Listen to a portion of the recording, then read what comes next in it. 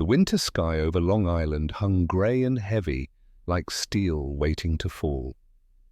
December 1942. The war had already swallowed Europe and was reaching across 2 oceans with hungry hands. In a factory in Farmingdale, New York, something was being born that would change the mathematics of death in the air. Robert Garrison stood 20 years old and farm boy lean, staring at the machine that would either save his life or end it. The P-47 Thunderbolt sat on the factory floor like a sleeping predator. 7 tons of riveted aluminum and high-octane fury. Its nose stretched forward, blunt and unforgiving. Its wings spread thick, heavy with the weight of 8 Browning machine guns, 4 in each wing, 50 caliber, the kind that could punch through engine blocks and turn men into mist. He had never seen anything so beautiful and so terrifying at the same time. Around him, other young pilots stood in similar silence. Farm boys and city boys, college dropouts and high school heroes, all of them volunteered, all of them certain they would live forever. The statistics said otherwise, but statistics were just numbers until they wore your name. A voice cut through the factory noise, accented, Georgian, tired. She is not ballerina. Alexander Volchek emerged from between 2 fuselages, his white hair catching the overhead lights, the chief designer, the man who had dreamed this monster into existence. His eyes carried the kind of exhaustion that comes from watching your creations kill the people they were meant to save. She is bare, Volchek continued, running his hand along the Thunderbolt's flank. Big, strong, not pretty, but she survives, and if you respect her, she brings you home. He paused at the wing, tapped one of the gun ports. If you do not respect her, she kills you before the enemy gets the chance. The factory fell quiet except for the hiss of welding torches and the pneumatic gasp of rivet guns. Volchek looked at each young face in turn. Rob felt those tired eyes settle on him for a moment, measuring, wondering. Then Volchek walked away, leaving them alone with the machine. The instructor's name was Captain Marcus Thorne. He had a scar that ran from his left eye to his jaw, a souvenir from a German 20mm cannon shell that had shattered his canopy over France. The scar pulled his mouth into a permanent half-frown. When he spoke, his voice carried no warmth and no comfort. "Gentlemen," he said, standing before 36 pilots in the briefing room. "This aircraft has killed 47 pilots in training, 47 American boys who never saw a German fighter, never heard a shot fired in anger. They died learning to fly the machine that was supposed to keep them alive." He let that sink in. Rob felt his breakfast turn to lead in his stomach. "You will learn 3 things or you will die. First, the P-47 is not forgiving. It weighs 3 tons more than a Spitfire. It has more engine torque than any fighter in American service. On takeoff, it will try to kill you. It will pull left so hard your arms will shake. If you do not correct, you will cartwheel across the runway and burn." Thorne clicked to the next slide. A photograph. Wreckage. A tail section pointing at the sky. The rest of the aircraft was unrecognizable. Second, the P-47 dives faster than any fighter ever built. In a dive, you will reach speeds that make the controls freeze. Your stick will feel like it's set in concrete. If you panic, you will pull too hard and rip the wings off. If you don't pull at all, you will auger into the earth at 600 miles per hour. There will not be enough left of you to send home. Another slide. More wreckage. This time, just a crater. Third, the P-47 has the most powerful engine ever put in a fighter. The R2800 Double Wasp, 18 cylinders, 2,000 horsepower, turbocharged. At 30,000 feet, where German engines gasp for air, yours will still roar. But that power comes with a price. The torque on takeoff, the weight in a turn, the speed in a dive. You will master these things or they will kill you. Thorne turned off the projector. The room stayed dark. Training begins tomorrow. Half of you will wash out. Of those who remain, some of you will die before you ever see combat. Those are not predictions, they are statistics. He walked to the door, paused, looked back. Don't be a statistic. January froze New York solid. The P-47 sat on the ramp like a herd of metal beasts, their propellers still, their guns empty.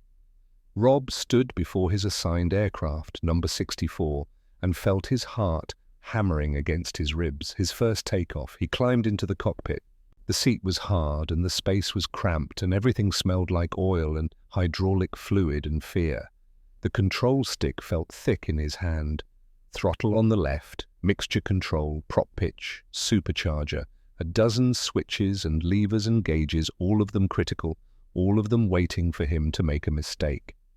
The crew chief, a man named Sullivan with grease under his fingernails and tobacco stains on his teeth, leaned into the cockpit.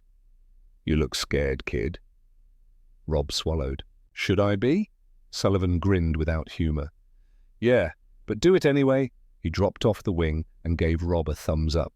Rob ran through the checklist. Fuel, mixture rich, prop full forward, throttle cracked. His hands shook. He pressed the starter. The engine coughed again, then caught with a roar that shook the entire airframe. 18 cylinders firing in sequence, 2,000 horses straining against steel and rivets. The propeller became a blur. Thorne's voice crackled in his headset. "Flight, you are cleared for takeoff. Do not bunch up. Do not rush. Do not die." Rob released the brakes. The Thunderbolt lurched forward, slowly at first. The tail came up, speed built, 40 knots, 50, 60. He pushed the throttle forward. The engine bellowed. The world blurred. 70 knots, 80. Then the torque hit. The nose pulled left like a living thing, trying to tear itself out of his hands. His arms locked. His feet jammed the right rudder to the floor. The aircraft skidded, yawed, threatened to ground, loop and cartwheel. He could see the grass rushing at him, could see the disaster unfolding. "Right rudder!" Thorne's voice, sharp as a whip. Rob's leg burned. His arms screamed, but the nose came back, centered. The wheels lifted. The earth fell away. He was flying. And in that moment, between terror and triumph, he understood what Volchek had meant. The machine did not forgive.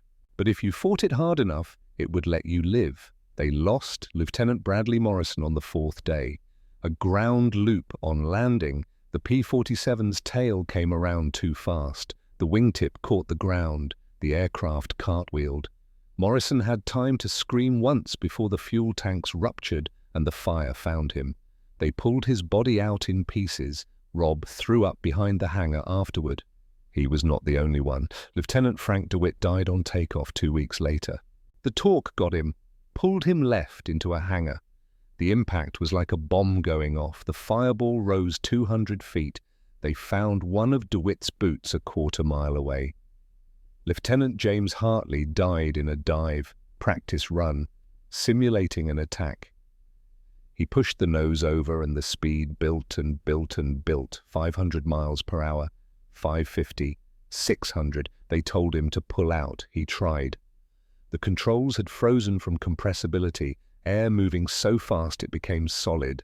Hartley pulled with everything he had. The wings stayed exactly where they were.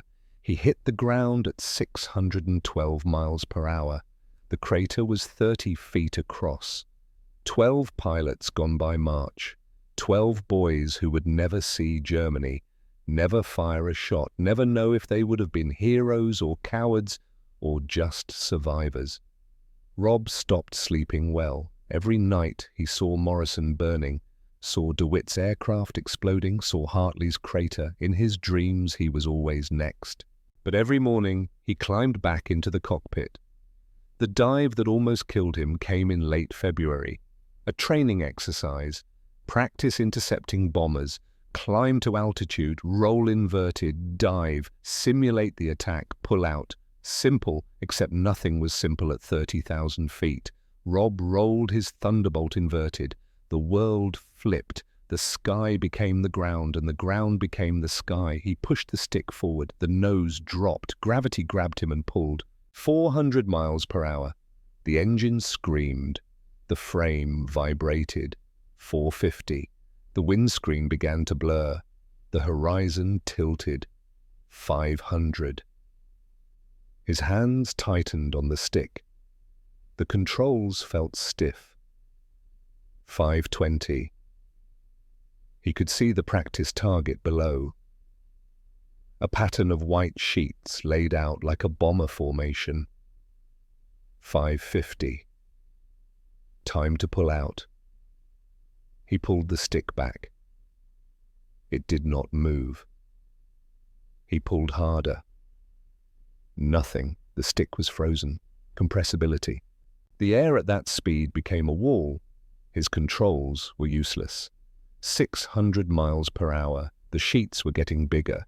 He could see individual seams. 1,200 feet altitude. Pull. 1,000 feet. His vision tunneled. He pulled with both hands. Tendons popped in his wrists. 800 feet. The stick moved. 1 inch, 2 inches, 600 feet. The horizon began to level. 400 feet. G-forces crushed him into his seat. His vision grayed, then blackened. He woke up at 600 feet, flying level, the aircraft shaking like it had palsy. His oxygen mask was full of vomit. His hands were numb. But he was alive. The Thunderbolt had saved him, or tried to kill him. He still was not sure which. Thorne's voice in his headset, calm as death. Garrison, you just learned what happens when you wait too long. Don't do it again. Rob keyed his mic with shaking hands. Yes, sir. That night he wrote a letter to his mother he would never send. The paper stayed blank except for 4 words, I am so afraid. March brought orders. The 61st Fighter Squadron, 56th Fighter Group, was deploying to England. 36 pilots, 36 P-47 Thunderbolts. Their job, escort the bombers deep into Germany and keep the Luftwaffe from tearing them apart. Rob met his wingman on the transport to New York, Garrett Flynn, 19 years old, Boston Irish, red hair and freckles and a smile that came too easily for someone about to fly into hell. Garrison, right? Flynn stuck out his hand. They say you almost bought it in a dive last month. Almost, Rob shook the hand. But you didn't, that's what counts. Flynn's grin widened. You know what P-47 stands for? What? Please, 47 more crashes before I die. Flynn laughed. Rob did not. The squadron commander was waiting at the airfield, Major Hubert Rains, 42 years old, graying at the temples, eyes like a hunting hawk. They said he had flown in the last war. They said he never lost a wingman. They said a lot of things. Rains stood before them in the briefing room and did not waste words. Gentlemen, the Luftwaffe has been killing our bombers at a rate of 10% per mission. That is unsustainable. Our job is to stop them. The P-47 is the tool we have been given. It is not the tool we wanted. It is heavy. It is not agile. The Germans will mock you for flying it. Let them. He clicked to a slide, a graph, kill ratios. The numbers were bad. For the last 2 months, we have been losing more P-47s than we have been shooting down German fighters. This will change, not because the aircraft will change, because we will change how we use it. Another slide, altitude profiles, energy management diagrams, attack geometries. Forget everything you know about dogfighting. The P-47 does not dogfight. It does not turn with the enemy. It climbs above the enemy. It dives on the enemy. It kills the enemy. Then it climbs back up and does it again. This is not graceful. This is not chivalrous. This is industrial killing, and it is how we will win. Rob felt something shift in his chest. Not confidence, not courage, just understanding. The machine was not built for elegance, it was built for murder. And he was the one who would pull the trigger. April 8th, 1943. The sky over the English Channel was the color of old steel. 24 P-47. Thunderbolts crossed the coast of France in tight formation, their wings heavy with fuel and ammunition. Below them, 36 B-17 flying fortresses droned toward the coast, their bomb bays full, their crews praying. Rob's hands gripped the control stick so tightly his knuckles went white. This was it. First combat mission. Everything he had trained for. Everything he had survived for. It all came down to the next hour. Flynn's voice crackled in his headset. "Garrison, you breathing over there?" Rob keyed his mic. "Yeah, trying to." "Good. Keep doing that. It's important." The formation climbed to 22,000 feet. The air was thin and cold. Rob's breath fogged his oxygen mask. Below, the French countryside unrolled like a map made of fields and rivers and villages that would kill you if you fell. Raines's voice cut through the radio chatter. "All flights, eyes open. They're out there." 30 seconds of silence. Then, "Bandits! 11 o'clock high, 16 plus." Rob's head snapped left, there. Black dots against the pale sky, falling. The dots became shapes. The shapes became aircraft. FW-19OS, Focke-Wulf killers, radial engines, 4 cannons. Fast and deadly and angry, they came down from the sun like Valkyries. "Break! Break!" someone screaming on the radio. The formation shattered. Rob pulled into a turn, tried to follow the FW-190 arcing in front of him. His Thunderbolt wallowed. The FW-190 turned inside him easily, like a dancer mocking a drunk. Cannon shells streaked past his canopy, bright tracers, 20 millimeter, each one big enough to tear his wing off. "Dive, Rob, dive, now!" Flynn's voice. Desperate, Rob shoved the stick forward. The nose dropped. The world tilted. Gravity took him. 400 miles per hour, 450, 500. The FW-190 tried to follow, could not match the speed, fell behind, gave up. Rob pulled out at 8,000 feet, his vision grayed, his heart trying to punch through his ribs. He looked around. The sky was empty. He was alone. "Flynn? Gary? You there?" Static. "Gary?" More static. Then a voice. Weak. Coughing. "Rob?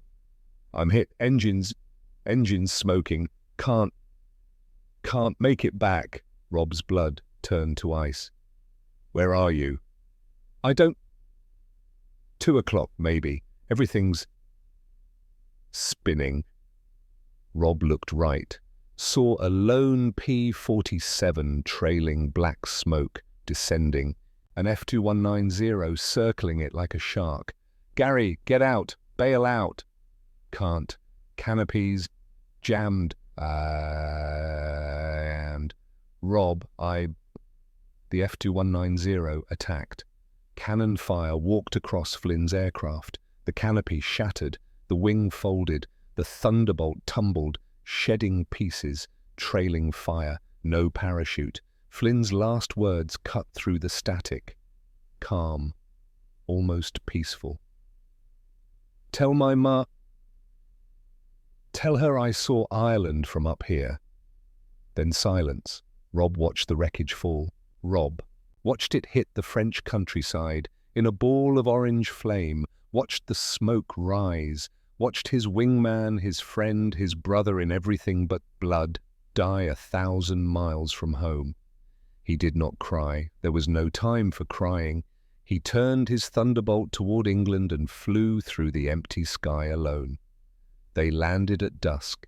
7 P-47s missing, 7 pilots gone, 1 German fighter confirmed destroyed. The mathematics were obscene. Attics. Rob climbed out of his cockpit and stood on the wing, staring at nothing. Around him, pilots stumbled toward the debriefing room. Some were talking, some were silent. One was crying openly. Thorn found him there. The scarred captain did not say anything at first, just stood beside the aircraft and looked at the empty hardstands where Flynn's P-47 should have been. Finally, "First loss?" Rob nodded. "It does not get easier, you just get better at carrying it." "How?" Thorn was quiet for a long time. Then, "You make their deaths mean something. You learn, you survive. You make sure the next kid who climbs into this cockpit has a better chance than you did." He walked away, leaving Rob alone with the machine that had saved his life and failed to save his friend. That night, Rob could not sleep. Every time he closed his eyes, he saw Flynn's aircraft falling, heard his voice, saw Ireland from up here. He got up, walked to the flight line, stood before his Thunderbolt, number 64, touched the cold metal of the fuselage. "I don't know if you're my friend or my enemy," he said to the darkness. "But tomorrow, we're going up again. And this time, I'm not coming back alone." The Thunderbolt sat silent, waiting, ready to kill or save or both. They flew 16 more missions in April and May. The losses mounted. The 61st Squadron bled pilots like a wound that would not close, 18 dead, 6 washed out, 4 sent home with shattered nerves. Rob stopped counting after a while. The names on the memorial board blurred together. Morrison, DeWitt, Hartley, Flynn, Davis, Chen, Kowalski, boys who would never grow old. But something was changing slowly, quietly, in the tactical briefings with Major Rains and the new operations officer, Captain Vincent Keller. Late nights, blackboards covered in diagrams, altitude profiles, energy calculations, the geometry of death. Keller was 32 and sharp as a knife. He had shot down 3 German fighters by figuring out angles and speeds and convergence points like they were math problems, which they were. War was just applied mathematics. The side with better equations won. "The P-47 will not outturn an FW-190, Keller said, chalk in hand, drawing arcs on the blackboard. "Will not outclimb a BF-109 below 20,000 feet. Will not outrun either in level flight, so we do not play their game." Dear Rains nodded. "We create our own game." "Altitude," Keller said. "We climb to 28,000 feet, 30,000 if we can. The Germans have to climb up to us. Their engines lose power in thin air. Ours stay strong, turbocharged. When they come up, they are slow, vulnerable." He drew a diving line on the board, steep, violent. "We dive on them, 600 miles per hour. They cannot match it. We fire 850 caliber machine guns. All of them converging at 300 yards. Rains spoke quietly. "What happens at 300 yards? Keller smiled. It was not a kind smile. "At 300 yards, 8 streams of 50 caliber fire converge into a sphere 6 feet across. 3,400 rounds per minute. 17 pounds of lead per second. Nothing survives that sphere. Not armor, not aircraft, not men." He turned to face the assembled pilots. Rob sat in the front row, listening, understanding.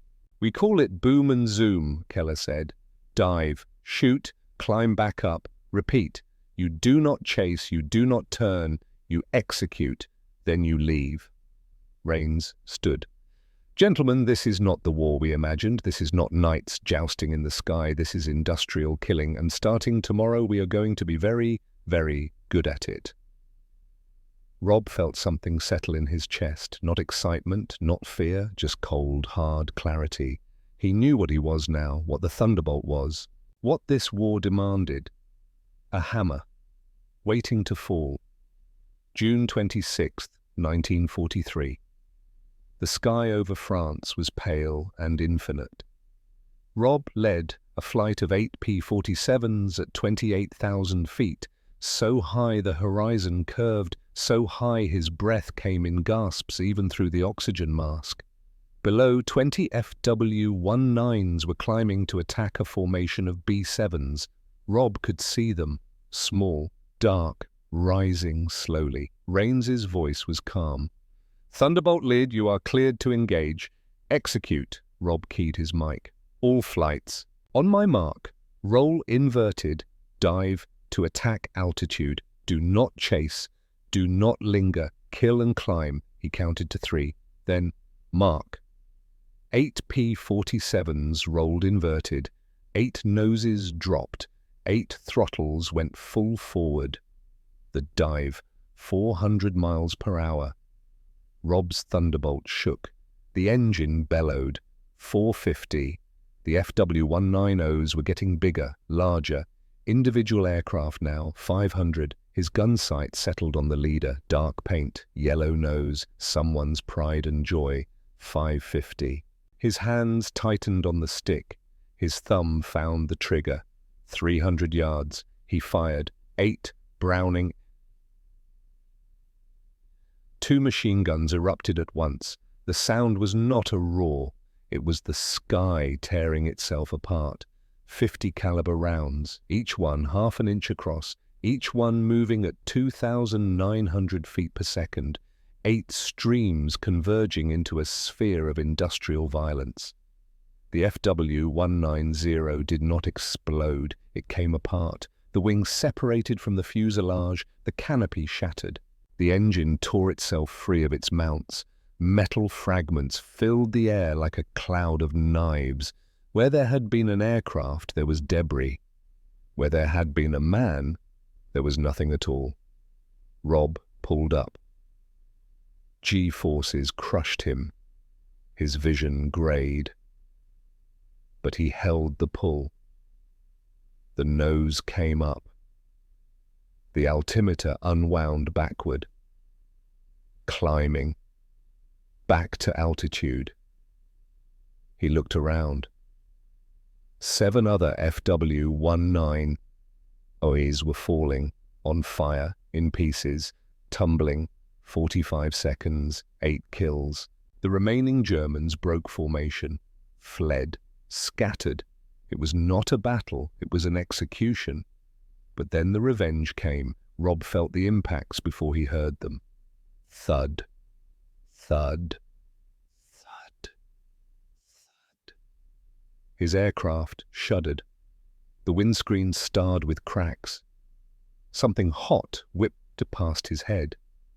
A lone FW-190 had come from below. Had gotten one burst off before fleeing. That burst had been enough. Rob looked at his instruments, oil pressure dropping, fuel gauge falling, engine temperature rising. He looked over his shoulder. Holes, dozens of them, wings, fuselage, tail. His Thunderbolt looked like someone had taken a sledgehammer to it. "Lead! You're smoking," one of his wingmen. "I see it." Rob's voice was steady. His hands were not. He turned toward England, 90 miles. The engine coughed. Black smoke poured from the cowling. The controls felt sloppy, disconnected. 80 miles. The engine coughed again, sputtered, kept running. 70 miles. Fuel gauge on empty. The gauge had to be broken. Had to be. 60 miles. He could see the English coast. White cliffs, green fields. 50 miles. The engine was screaming now, metal on metal. Something inside was tearing itself apart. The crew chief's words came back to him. "If you respect her, she brings you home." Rob spoke to the aircraft, out loud, in the empty cockpit. "Come on, girl, not much farther. You can make it. We can make it." The Thunderbolt flew on, bleeding fuel, burning oil, dying by degrees. 40 miles, 30 miles, 20 miles. The coast passed beneath him. He was over England. His engine seized. The propeller stopped, locked in place, silence except for the wind. He was gliding now, a 7-ton brick with wings. The airfield appeared ahead. Beautiful, green grass, white runway, home. Tower, this is Thunderbolt lead, declaring emergency, engine out, hydraulics failing, gear will not extend. Copy lead, foam is on the runway, you are cleared for emergency landing. Rob lined up, too high. He slipped the aircraft, dropped altitude, the runway grew, filled his windscreen, he pulled the nose up, stalled the aircraft 10 feet off the ground. It fell, belly first, hit the runway with a scream of tortured metal. Slid, slid, slid, then stopped. Silence. Rob sat in the cockpit, his hands were shaking, his breath came in gasps. He could not move. The crew chief appeared on the wing, Sullivan, the man with the tobacco-stained teeth. Man. Jesus Christ, Lieutenant, let's get you out of there. Rob climbed out, stood on the wing, looked at his aircraft. The mechanics were gathering, staring, pointing. One of them started counting. 10, 25, 50. Holy Mary, there's more. They counted for 20 minutes. Final tally, 217 bullet and cannon strikes. The engine had a chunk missing the size of a man's fist. The fuel tanks had 3 holes each, the hydraulic lines were shredded. The wings looked like Swiss cheese. It should not have flown, should not have stayed together, should not have made it home. But it had. Sullivan walked around the aircraft, his eyes wide. Then he looked at Rob. Son, I've been working on aircraft for 20 years. I have never seen anything like this. This plane should be in 100 pieces scattered across France. You should be dead, but you're standing here. And you know why? Rob shook his head. Because Mr. Volchek built a bear, and bears don't quit. That night, they towed the Thunderbolt to the hangar. Alexander Volchek flew in from New York. He stood before the damaged aircraft for a long time, touched the holes, ran his fingers along the torn metal. His eyes were wet. My bear, he said quietly. She brought you home. Rob stood beside him. She did more than that, sir. She survived what should have killed her. And she made me understand something. What? We're not building fighters. We're building survivors, and that's how we're going to win this war. Volchek looked at him, nodded slowly. The intelligence report came in that night. Luftwaffe radio intercepts. A German pilot, call sign unknown, speaking to his base. They fell from the sky like hammers from God. We had no time, no warning, no chance. The Americans, they have learned something terrible. German command, explain. Long pause, then, they have learned how to kill us. Rob read the transcript in the debriefing room. Around him, the surviving pilots of the 61st Squadron sat silent. 24 had deployed, 18 remained.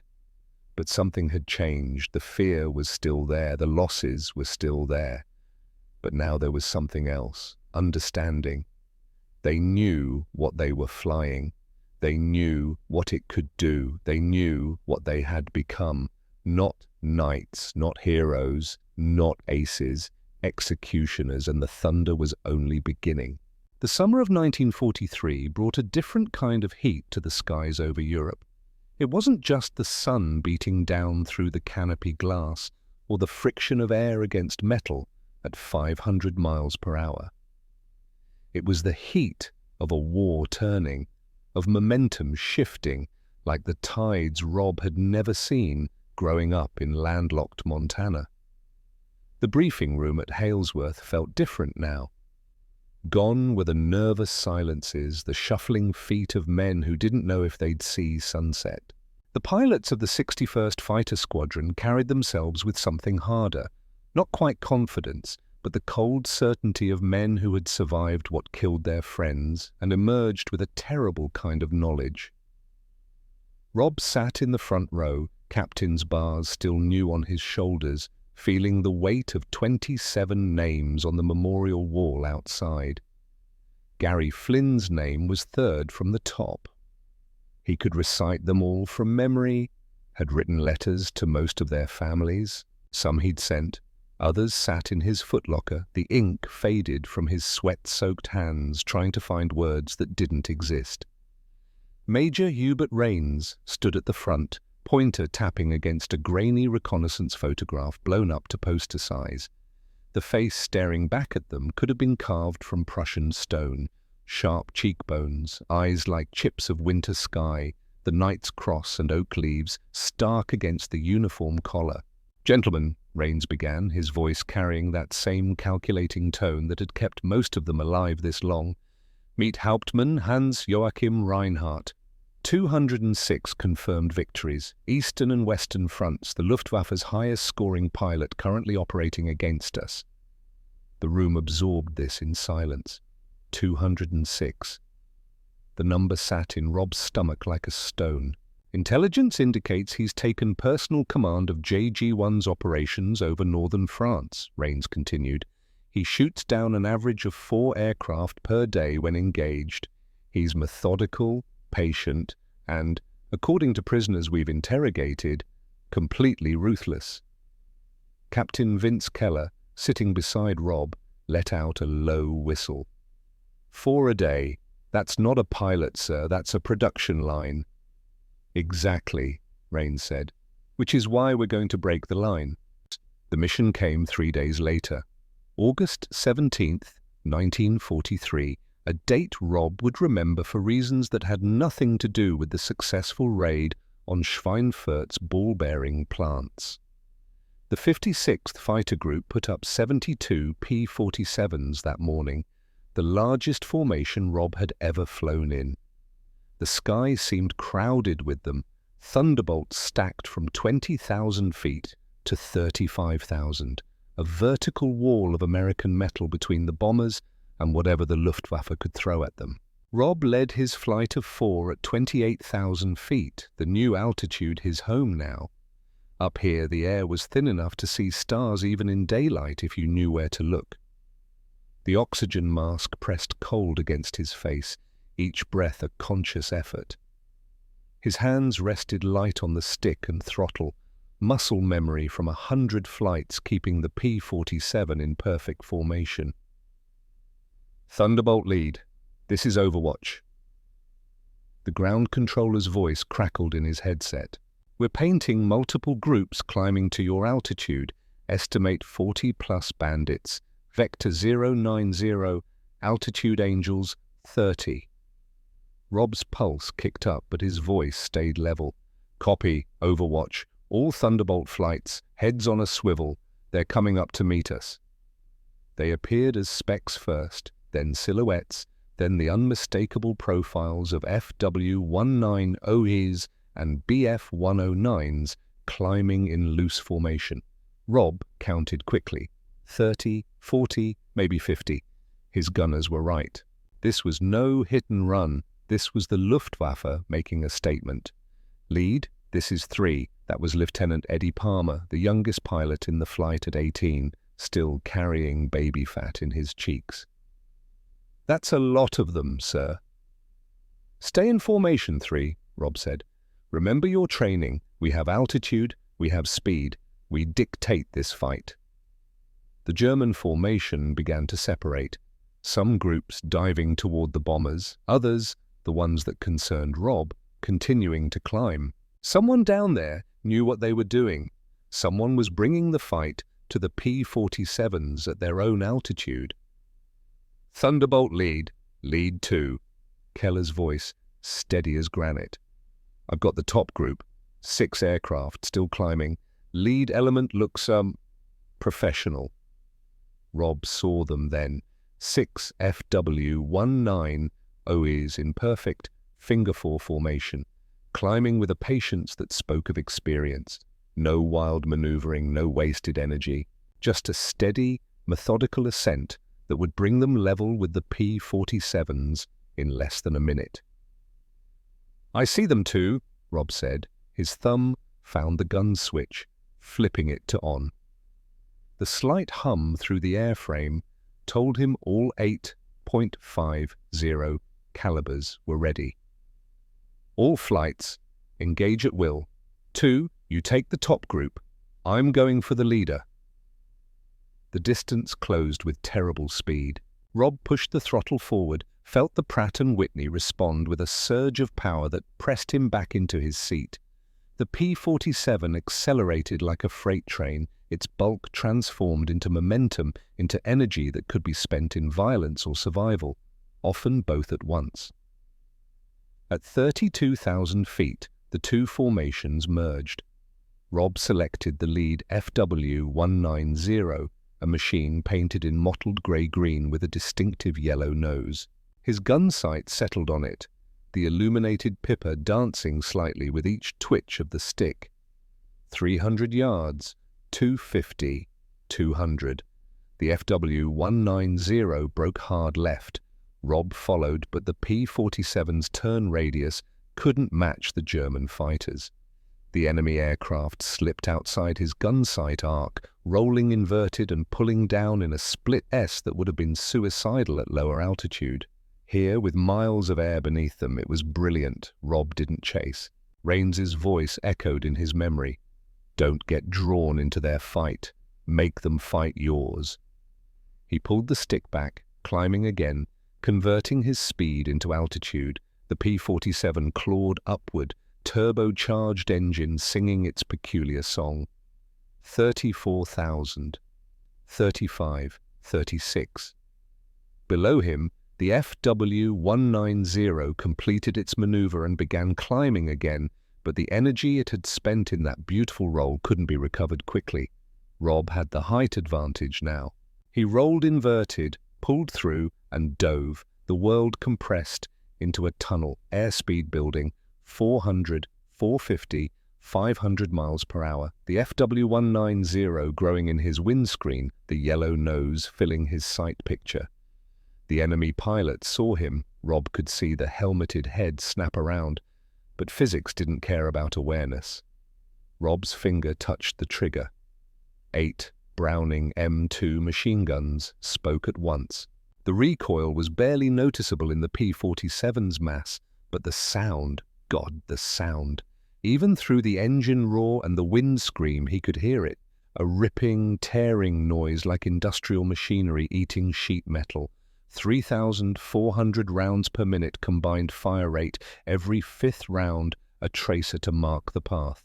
The streams of fire converged exactly 300 yards ahead, creating what the math said they would, a sphere of destruction 6 feet across where nothing could survive. The FW-190 entered that sphere.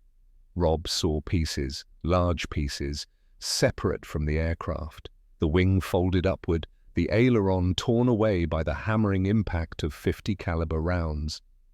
The canopy shattered. The engine cowling peeled back like tinfoil, and still Rob's finger held the trigger, pouring fire into the disintegrating machine for a full 3-second burst that expended 270 rounds.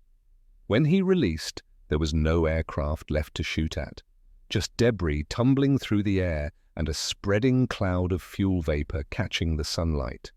Rob pulled out of his dive at 28,000 feet, heart hammering, hands shaking with adrenaline. "Lead! Good kill! Good kill!" Eddie Palmer's voice high with excitement. But Rob wasn't listening. He was watching his rearview mirror, watching a parachute deploy far below. White silk blossoming against blue sky. The pilot had gotten out. "I just tried to kill a man," Rob thought. The idea felt distant, academic. "And I'll do it again in the next 30 seconds if I get the chance." The dogfight swirled around him, P-47s and German fighters mixing in a 3-dimensional ballet of violence. Rob climbed again, searching for targets, and found one, a Bf-109 diving on Lieutenant Palmer, who was fixated on an FW-190 ahead and hadn't seen the threat. 3, brake right! Brake right now! Palmer reacted instantly, throwing his P-47 into a banking turn that the Bf 109 couldn't follow. Rob lined up the shot, felt the familiar weight of the trigger under his finger, and fired. This time the burst was shorter, more controlled. 1 second, 50 rounds. Enough. The Bf 109's tail section came apart, the entire vertical stabilizer shearing away. The aircraft pitched into an uncontrollable spin, pilot fighting controls that no longer connected to anything. 3, you're clear, Rob said, voice mechanical. Reform on me. The fight lasted another 4 minutes by Rob's watch, though it felt like hours. When the German aircraft finally disengaged and dove away, the sky belonged to the Americans. The bombers continued their run unmolested. The mission was a success. Rob counted his flight as they formed up for the return to England. 4 P-47s had gone in, 4 were coming back. For once he'd brought everyone home. But as they crossed the channel, Rob looked down at his gun camera footage counter. 2 kills confirmed. His total was now 9. Still just a number, he told himself, just a score to keep track of, like counting bales of hay back on the farm. Except Hay didn't have families, Hay didn't write letters home, Hay didn't bail out at 30,000 feet wondering if this was the day they'd die. The telegram arrived at 61st Squadron Headquarters on October the 9th, 1943. Rob was in the mess hall, forcing down powdered eggs that tasted like cardboard mixed with hope, when Rains walked in with a piece of paper in his hand and an expression Rob couldn't quite read. "Gentlemen," Rains said, and the room fell silent. "I've just received confirmation from intelligence. Yesterday, during the Marienburg raid, Hauptmann Hans-Joachim Reinhardt was killed in action." The silence held for another beat. Then someone in the back let out a whoop. Others joined in, a release of tension that had been building since August, when the name Reinhardt became synonymous with death from above. Rob set down his fork and waited for the feeling to come. Relief, satisfaction, something. But there was only the same cold emptiness that had settled in his chest after the first kill, the second, the 5th, now the 9th. "The kill is credited to the 56th Fighter Group," Rains continued, "but we don't have pilot-specific confirmation yet. Could have been any of the 70 P-47s engaged yesterday. Or it could have been me," Rob thought. He'd fired on an FW-190 at high altitude during the Marienburg mission, had seen strikes, seen the aircraft enter a dive that looked controlled at first, then increasingly desperate, had lost sight of it in the clouds and claimed a probable. The gun camera footage had been too grainy to confirm. Now he'd never know for certain. After the briefing, Rob found himself walking to the flight line, boots crunching on gravel, the October wind carrying the smell of aviation fuel and English rain. His P-47 sat in its revetment, propeller still, waiting. The crew chief had painted 9 small swastikas below the canopy, 1 for each confirmed kill. He touched the fuselage, felt the cold aluminum under his palm. "Talking to her, sir?" The voice belonged to Sergeant Mike Torres, the crew chief, a short man from Texas with hands that could diagnose engine problems by sound alone. "Just thinking," Rob said. "About Reinhardt?" "Among other things."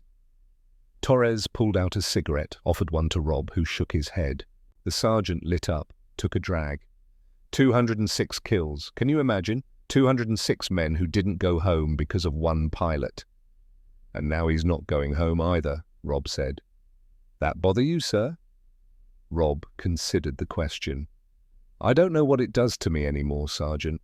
I just know I'm still here and he's not, and tomorrow I'll climb back in this airplane and do it again." "That's the job, sir." "Yeah," Rob said, that's the job." The job changed in November when the new P-47s arrived.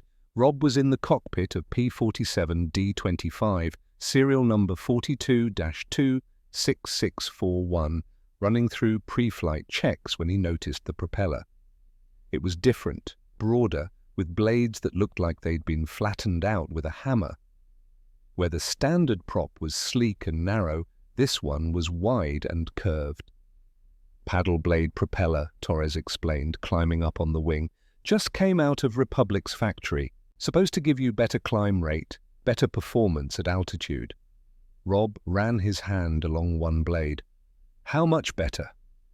Test pilots are saying 30% improvement in climb, maybe more. 30%. Rob did the math in his head. That meant reaching 28,000 feet in 9 minutes instead of 12. It meant meeting German fighters at altitude instead of chasing them up. It means we're not just executing anymore, Rob said aloud. We're hunting. The first combat test came on November 26th, a fighter sweep over occupied France. Rob led 8 P-47s, all equipped with the new propellers, climbing hard from the moment they crossed the channel. At 5 minutes, they were at 20,000 feet, an altitude that used to take 7 minutes. At 8 minutes, 26,000. At 11 minutes, 32,000 feet, higher than Rob had ever taken a P-47, higher than most German fighters could operate effectively. Lead, this is Overwatch. Multiple bogies below you, Angels 24 heading northwest. Rob looked down and saw them. 6 Bf-109s, still climbing, still 2 miles below. All flights, maintain altitude, let them come to us. But the German fighters reached their ceiling around 28,000 feet, engines gasping for air, climb rate dropping to almost nothing. The P-47s cruised above them, turbocharged engines barely straining like eagles watching field mice.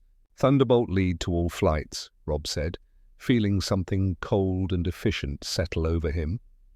Pick your targets and execute. They fell like hammers from heaven. Rob selected the trailing Bf-109, dove from 6,000 feet above, built his speed to 520 miles per hour, and opened fire at 400 yards.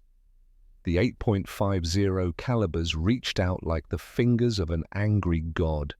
The Bf-109 never had a chance to react. One moment it was an aircraft. The next it was wreckage tumbling through the air.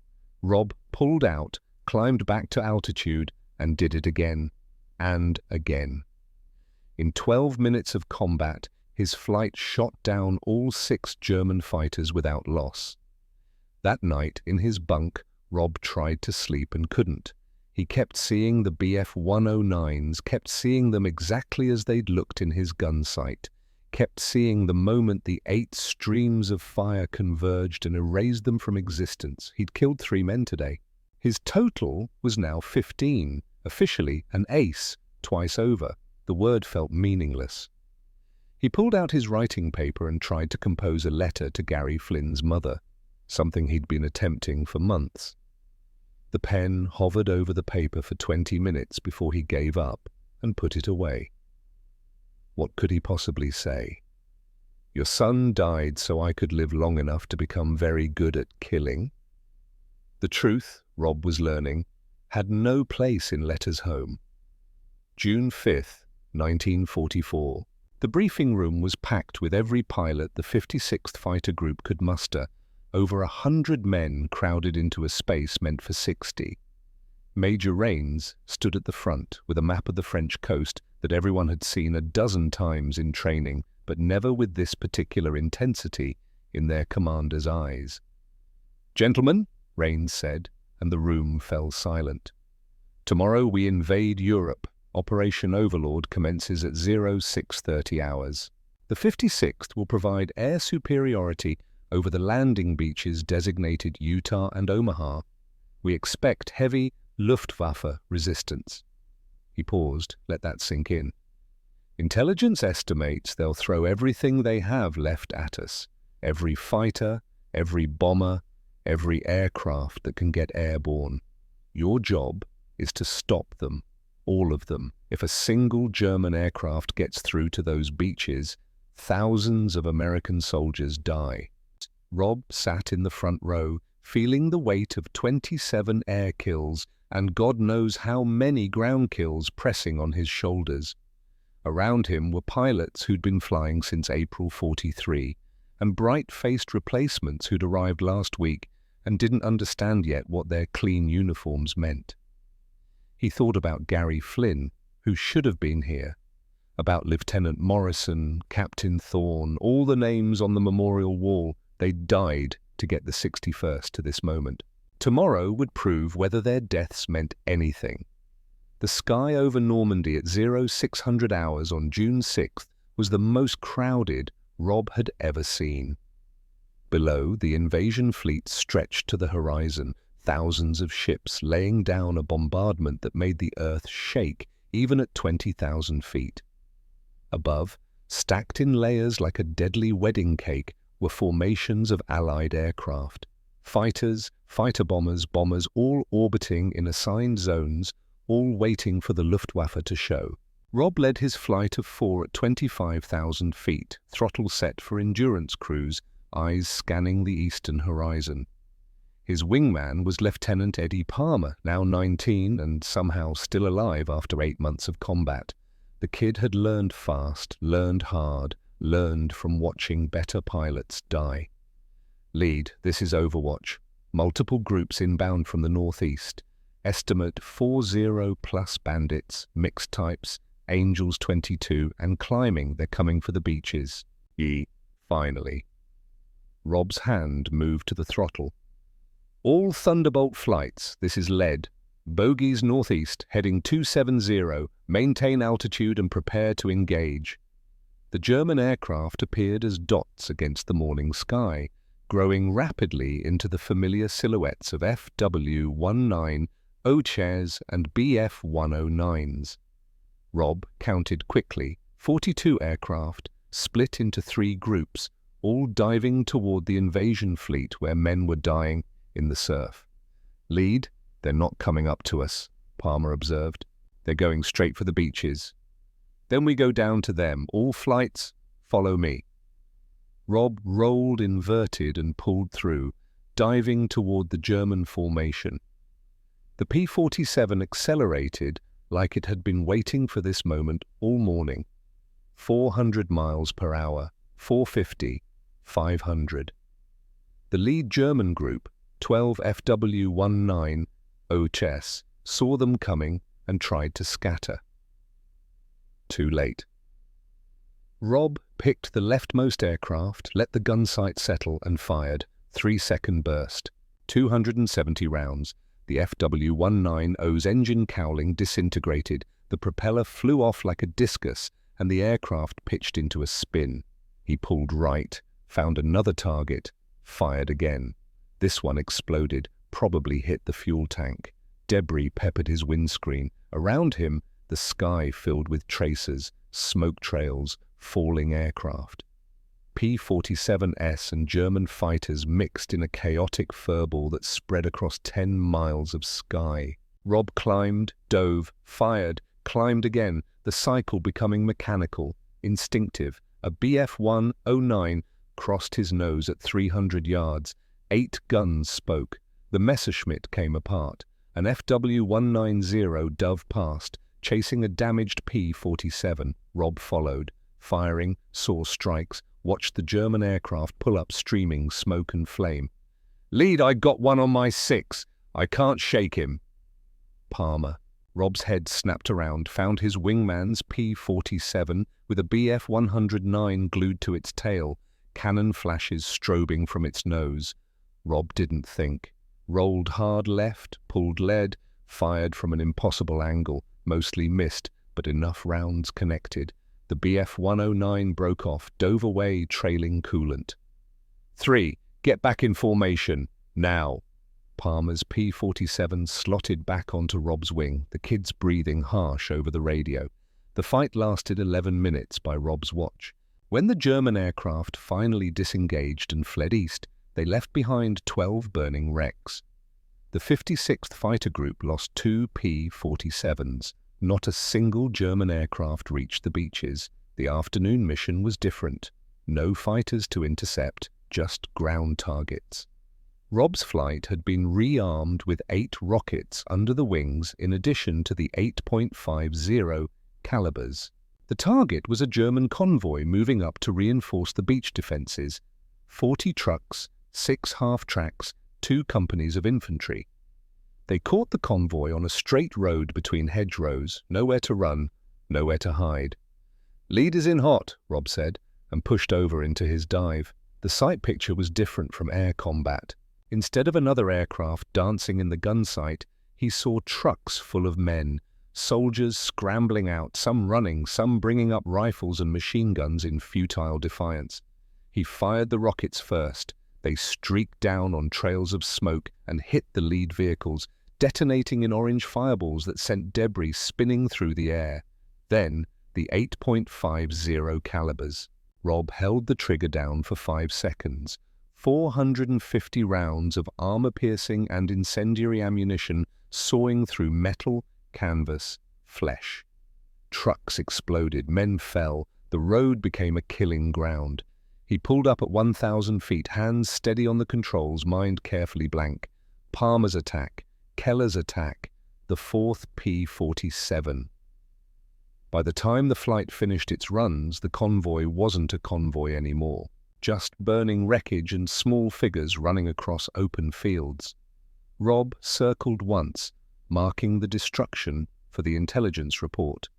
37 vehicles destroyed, estimated casualties 200 plus, 200 men who woke up this morning and wouldn't see sunset.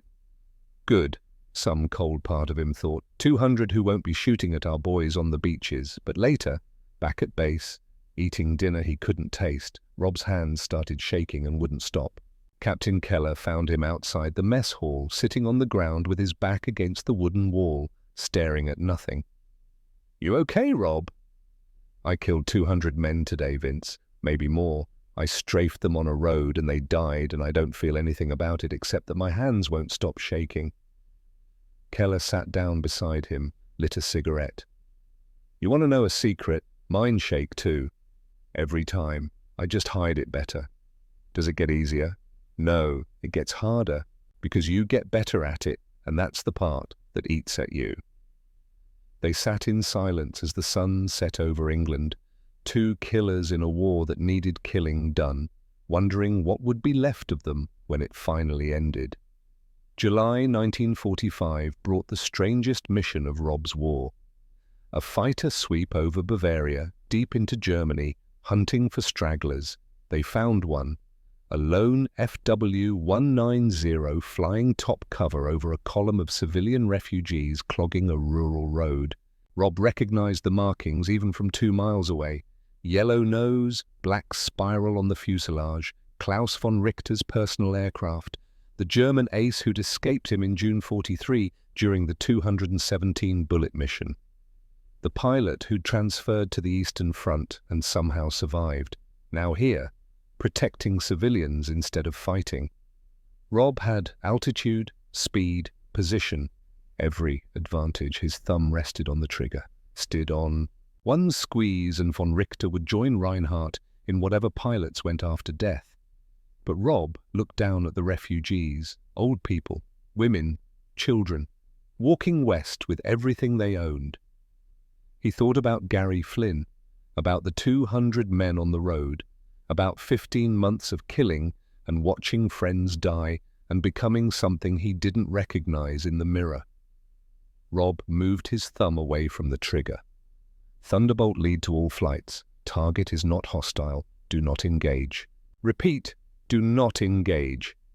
He waggled his wings at the FW-190, the international signal for "I see you," and climbed away.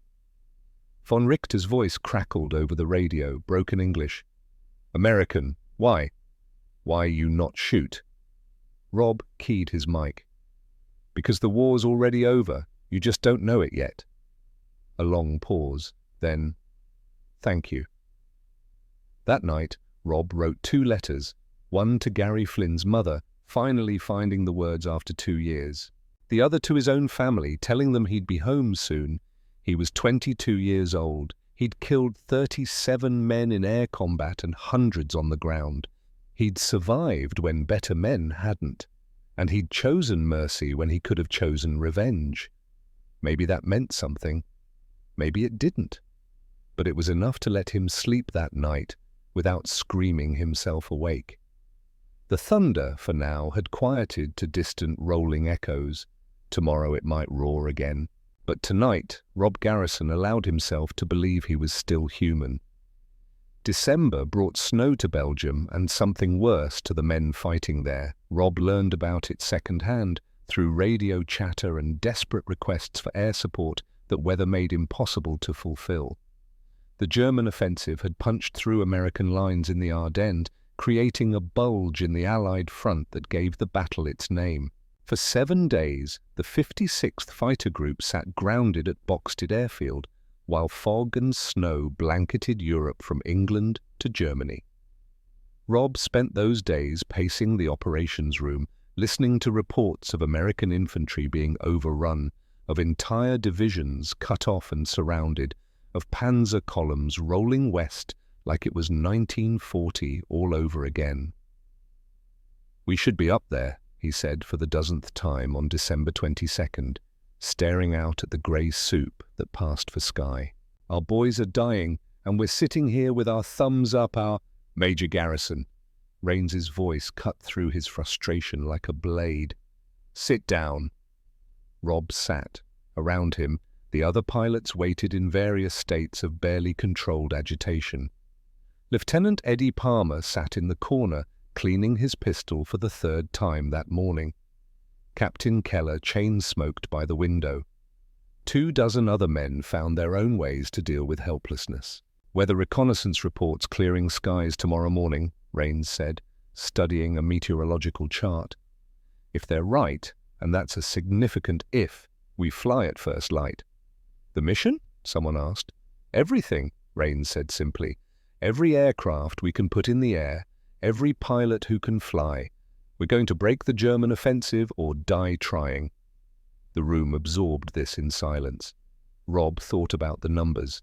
The 56th could probably launch 100 P-47s if they pushed it. Against how many German tanks, how many infantry, how many square miles of frozen Belgian forest where American soldiers were bleeding out in the snow? It wouldn't be enough. But it would have to be. December 23rd dawned clear and cold, the kind of crystalline winter morning that made every breath visible and turned aircraft metal cold enough to burn bare skin. Rob stood on the flight line at 0530 hours, watching his breath plume in the darkness, listening to the sound of 96 Pratt & Whitney R2800 engines being started in sequence. The roar was apocalyptic.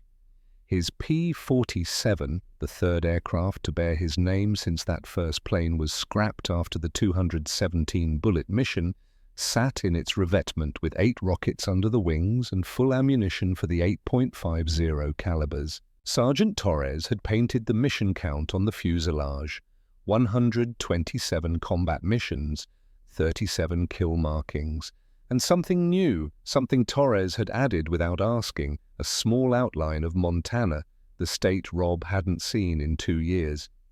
"She's ready, sir," Torres said, breath steaming. "Engines running sweet, guns bore-sighted this morning. You bring her back in one piece, and I'll buy the first round at the pub."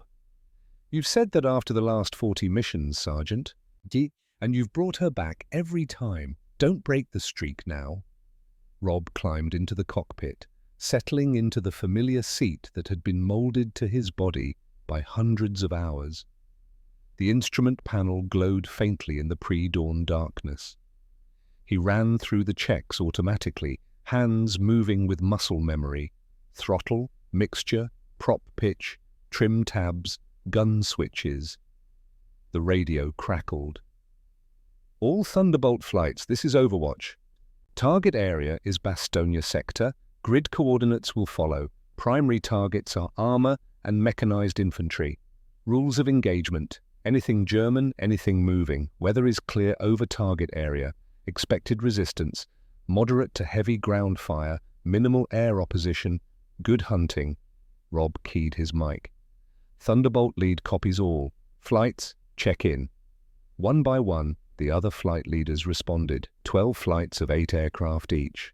96 P-47s about to unleash hell on the frozen forests of Belgium. Thunderbolt lead is rolling, Rob said, and released the brakes. They found the German column 15 miles southeast of Bastogne, strung out along a narrow road through dense woods. From 20,000 feet it looked like a child's toy collection, tiny trucks and tanks crawling through the snow, their tracks dark lines against white. Beautiful, almost peaceful. Rob knew better. Each of those toys was filled with men trying to kill Americans, men who would, if they reached Bastogne, overrun the surrounded paratroopers there and punch through to the Meuse River and maybe, just maybe, turn the entire war around. Not today. Lead is in hot, Rob said and pushed the stick forward. The dive was vertical, the kind of attack angle that would have been suicide in any other aircraft. But the P-47 was built for this, built to fall like a stone wrapped in steel, built to reach terminal velocity and punch through it. Rob's airspeed indicator climbed past 500 miles per hour, needle pushing toward the red line. At 4,000 feet, he fired the rockets. 8 smoke trails lanced down. 8 explosions bloomed across the convoy. 2 tanks, 3 trucks, a half-track that simply disintegrated. At 2,000 feet, he opened up with the 8.50 calibers.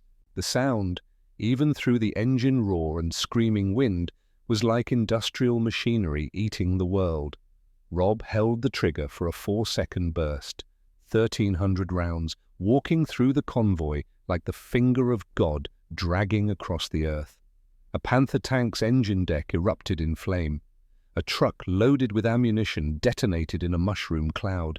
Men scattered like ants, running for the tree line, running anywhere that wasn't the road. Rob pulled out at 800 feet, the G-forces pressing him into his seat, vision graying at the edges. Behind him, Eddie Palmer's attack, then Keller's, then all 96 P-47s in sequence, each dropping their ordnance, each raking the convoy with machine gun fire. The attack lasted 18 minutes. When the last P-47 pulled up and reformed for the flight home, the convoy didn't exist anymore. Just burning wreckage and small shapes in the snow that Rob tried very hard not to think about as men. His mission counter clicked over to 128.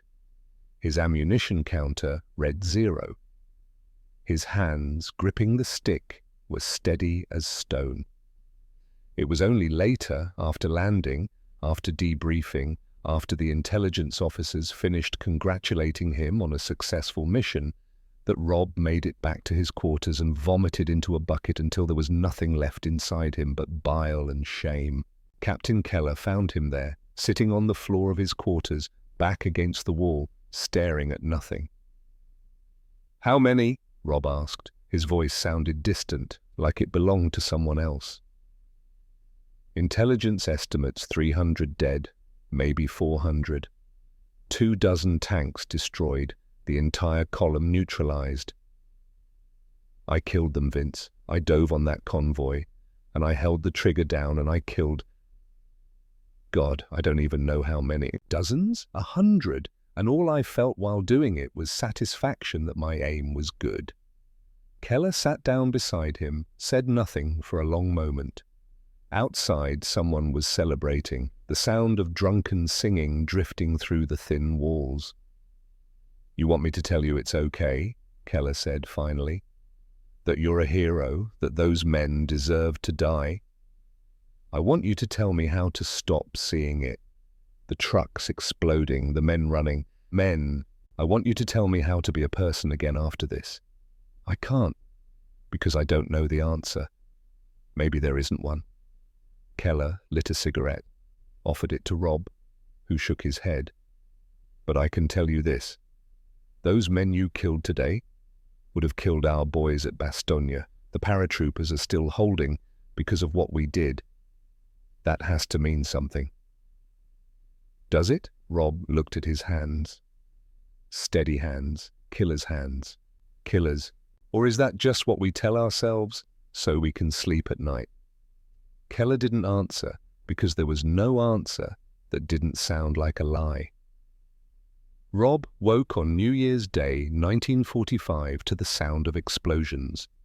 For a confused moment, still tangled in dreams and blankets, he thought it was thunder. Then training kicked in, and he was rolling out of bed, grabbing for his boots, his mind cataloguing the sounds: cannon fire, machine guns, the distinctive scream of aircraft engines pushed to combat power. "We're under attack!" someone shouted in the hallway. "The field is under attack!" Rob stumbled outside in his flight suit and boots, no jacket, into the freezing pre-dawn darkness. The eastern sky was lightening to grey, and against that grey he saw them, aircraft silhouettes, dozens of them, weaving between the hangars and revetments at treetop level, their cannons flashing like strobe lights. An FW-190 roared past 50 feet overhead, so close Rob could see the pilot's helmeted head, could read the markings on the fuselage. It fired a burst into a parked P-47, and the American fighter exploded in a ball of orange flame. All across Boxted Airfield, P-47s were burning. Rob ran toward his revetment, some insane part of his brain thinking he could get airborne, could fight back. He made it 20 yards before a Bf-109 strafed the dispersal area, and he had to throw himself into a ditch. Cannon shells walked across the ground where he'd been standing, throwing up geysers of frozen dirt. He looked up from the ditch and watched his P-47, the aircraft with 128 missions painted on it, with Montana outlined on the nose, with Sergeant Torres's perfect maintenance record, get hit by a rocket. The explosion picked up the 7-ton fighter and flipped it like a toy. When it came down, it was barely recognizable as an aircraft. All Rob could do was lie in the frozen mud and watch the Luftwaffe destroy everything. The attack lasted 27 minutes. 27 minutes of helpless rage while German fighters methodically destroyed every P-47 they could find on the ground. When the last attacker finally disappeared to the east, Boxted Airfield looked like a scrapyard. Columns of black smoke rose from burning aircraft. Ammunition was cooking off in the fires, sending tracers zipping randomly through the air. Rob climbed out of the ditch, covered in mud, shaking with cold and fury. Around him, other pilots and ground crew were emerging from cover, staring at the devastation. "Count off!" Rains was shouting, appearing from somewhere with his uniform torn and bleeding from a cut on his forehead. "I need a head count. Who's wounded?" The count came in slowly. 2 pilots dead, caught in the open, 7 ground crew killed, 15 wounded, and 31 P-47s destroyed on the ground. Rob walked through the wreckage in a daze, past aircraft he'd flown with, past pilots he'd fought beside. He found Sergeant Torres standing in front of what had been Rob's P-47, tears cutting tracks through the soot on his face. "I'm sorry, sir," Torres said. "I'm so sorry. I had her ready for you, and I couldn't. "It's not your fault," Rob said, and meant it. "You did everything right. They got us." The intelligence officer's report came in by noon. The attack had been coordinated, Operation Bodenplatte, the Luftwaffe called it. Nearly 900 German fighters hitting Allied airfields across Belgium, Holland and France, the largest single air operation the Luftwaffe had mounted since 1940.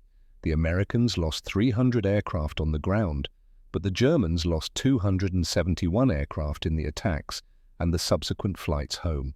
More critically, they lost 214 pilots, experienced men they couldn't replace, skills they couldn't rebuild, losses that would cripple the Luftwaffe for the rest of the war. "They won the battle," Rains said at the evening briefing, his head bandaged now, his eyes hard as flint. "They caught us with our pants down and they hurt us badly, but they lost the war today." He pointed to a chart showing Luftwaffe pilot availability. The line graph dropped off a cliff after January 1st. They spent their last reserves on this attack. Meanwhile, replacement P-47s are already en route from England. We'll be back to full strength in 72 hours. They won't recover in 72 years. Rob looked at the numbers and understood. The Germans had made a desperate, brilliant attack. They'd destroyed more Allied aircraft in one morning than any single raid in history, and it didn't matter, because American factories would replace those aircraft before the week was out. American training programs would supply new pilots. American logistics would bring fuel and ammunition and parts. The Luftwaffe had just expended irreplaceable resources on a gesture that accomplished nothing except proving they were beaten. New aircraft arrive tomorrow, Rains continued, fresh from the factory. We'll have them combat-ready by January 4th, then we go back to work. That night, Rob sat in his quarters with the small bag of personal items he'd retrieved from his destroyed P-47, a photo of his family, Gary Flynn's dog tags, which he'd carried since June 43, a handful of letters he'd never sent. Everything else, the aircraft that had kept him alive through 128 missions, that had taken 217 bullets and kept flying, that Sergeant Torres had maintained with obsessive precision, was twisted metal in a salvage pile. But Rob was still here, still breathing, still able to fight. And that, in the end, was all that mattered.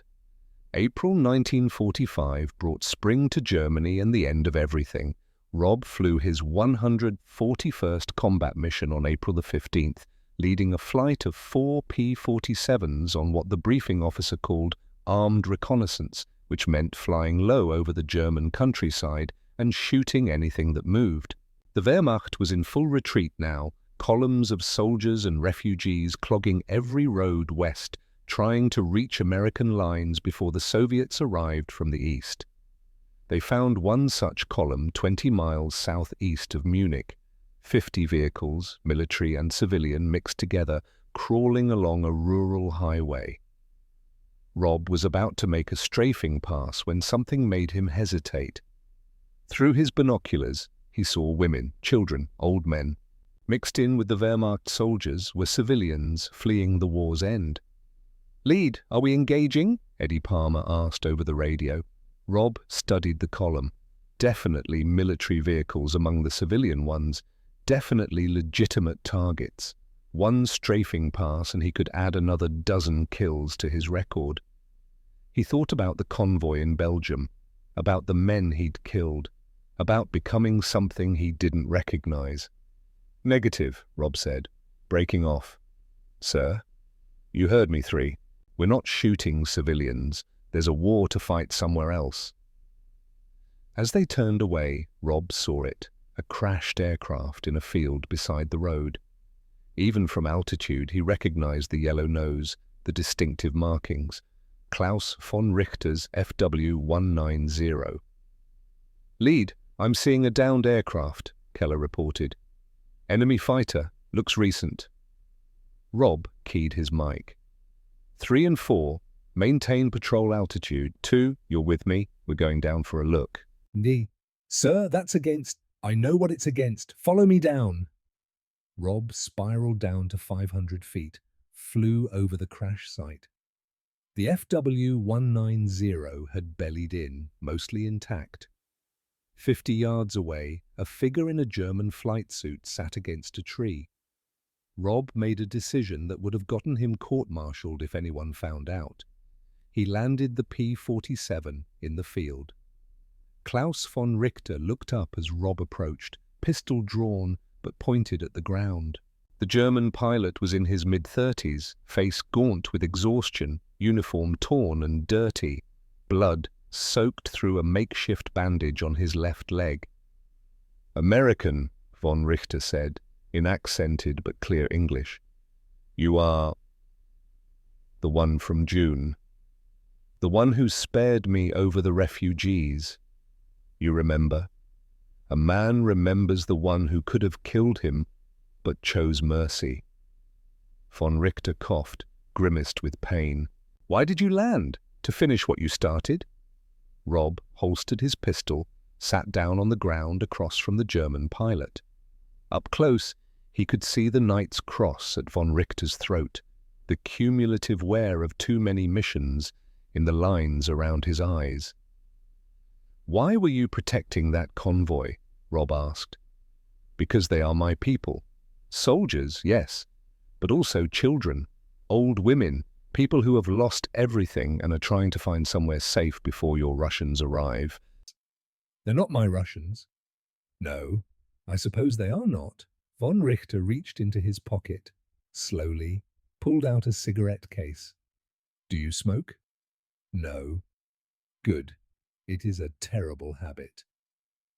He lit one anyway, hands shaking slightly.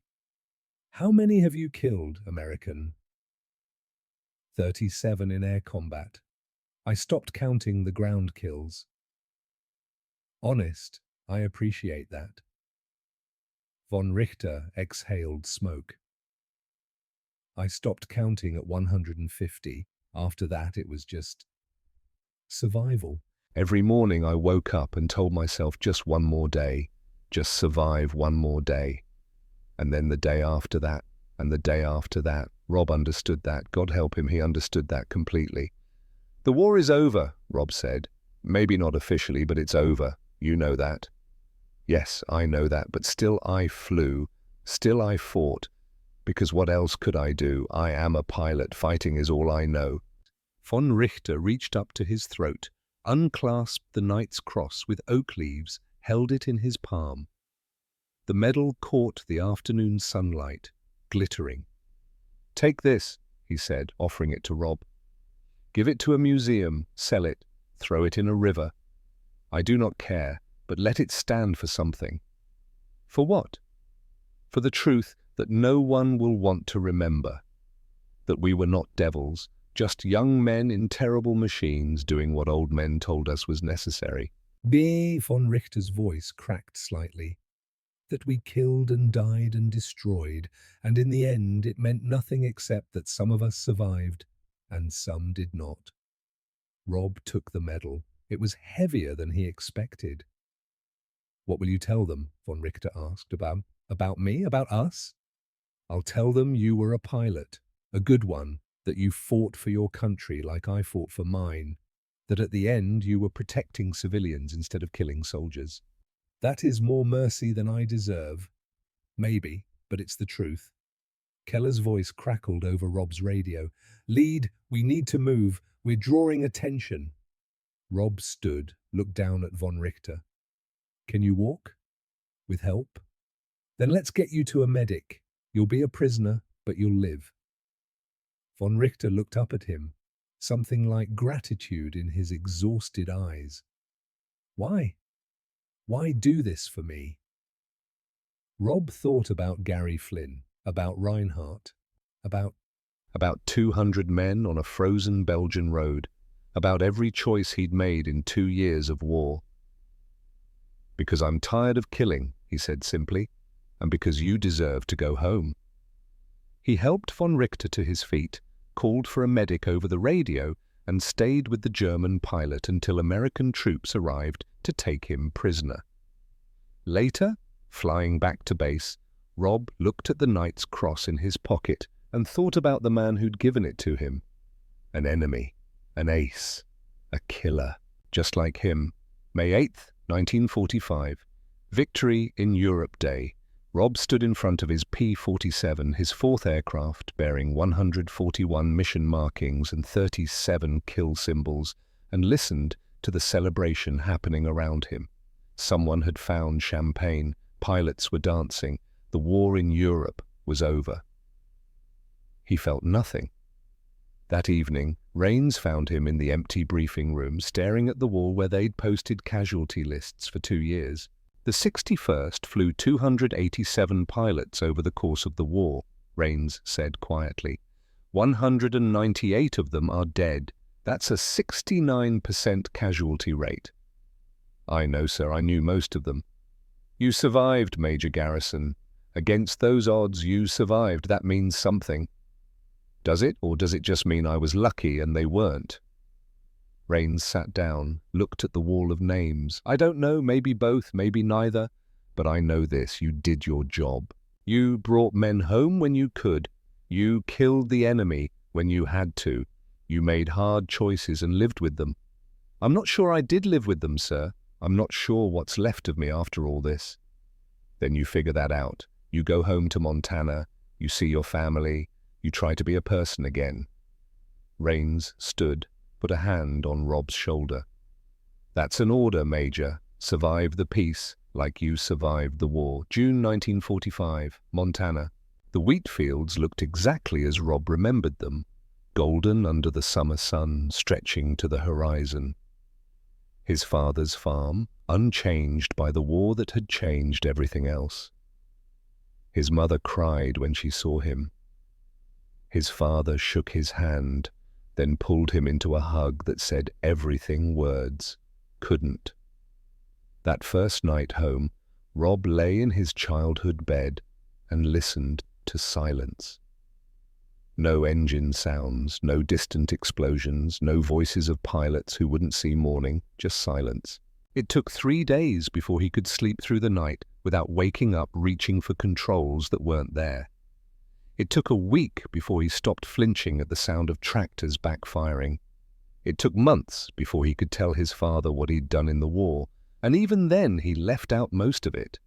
Some things didn't have words. 1985. 40 years later. Robert Garrison, now 65, stood in front of a restored P-47 Thunderbolt at the Air Force Museum in Dayton, Ohio. His grandson, 10 years old, fascinated by airplanes, tugged at his sleeve. "Grandpa, is that the plane you flew?" "Similar," Rob said. His voice was rougher now, worn by time and too many cigarettes he'd smoked trying to forget. "Mine had a different number, but yeah, that's the type." "Did you shoot down lots of bad guys?" Rob looked at the aircraft, all 7 tons of it, sleek and deadly even in retirement. He thought about 37 men who'd fallen from the sky, about hundreds more he'd killed from above, about Gary Flynn and Klaus von Richter and everyone in between. "I did my job," he said finally. "That's all." From his pocket, he pulled out von Richter's Knight's Cross, which he'd carried for 40 years. He'd never displayed it, never sold it, never thrown it away. "Grandpa, what's that?" "A reminder," Rob said. He placed it in the museum display case marked "Donated by Robert Garrison, Major, USAAF," with a small placard he'd written himself. From German pilot Klaus von Richter to American pilot Robert Garrison, April 1945. "We weren't devils, just young men in terrible machines." His grandson read it slowly. "Was he a bad guy?" "No," Rob said. "He was a pilot, just like me." They stood there for a long time, old man and young boy, looking at the machine that had saved one life and taken so many others. Behind them, a restored P-47 engine started up for an airshow demonstration. The sound, that unmistakable thunder of a Pratt & Whitney R2800, made Rob's breath catch. He closed his eyes and heard it all again. The dive, the 8 guns, the voices of friends who never came home. When he opened his eyes, his grandson was looking at him with concern. "Are you okay, Grandpa?" Rob touched the aircraft's propeller one last time, feeling cold metal under his palm. "Yeah," he said. "I'm okay."